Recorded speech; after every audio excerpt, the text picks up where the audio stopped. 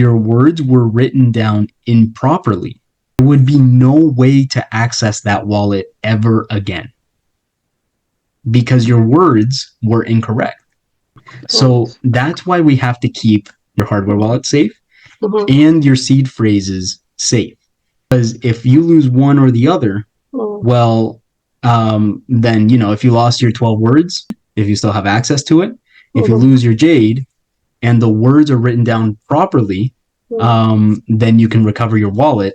But if they're not written down properly, then there's no way to recover the funds. So it's very important to, number one, write down your words correctly. And number two, keep both your seed phrase and your hardware wallet safe at all times. They could only hack into the Jade. They actually can't see your 12 words.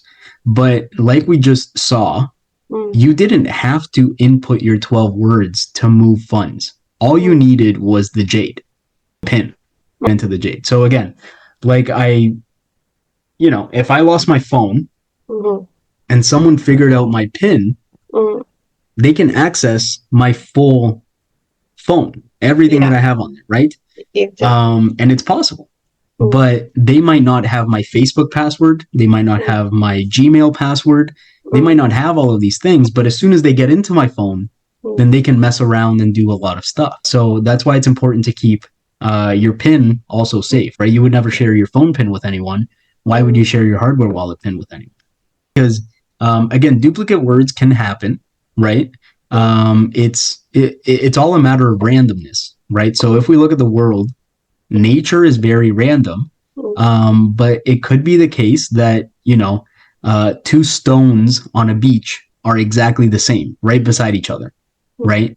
It's very unlikely, but it could happen, right? So it's important that if you do, if you're not sure about something, that you take the right steps and do it slowly, right? There's a lot of people that panic in moments of, when they don't know what to do. And they're like, oh my God, I have to reset my Jade. I have to do all of this. And it's very important that you take the right steps before making an error that you can't undo.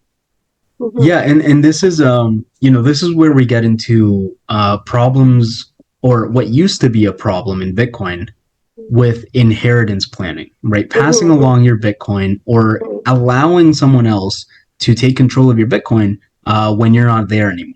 The best solution for this is multisig, right? The reason that I signed on to a company to offer these services is because they're very necessary, right? In Bitcoin, you don't want to be a single point of failure. So if you only have one series of 12 words, then you have to do everything in your power to keep those safe. Now, if you're not around to keep them safe, it's gone.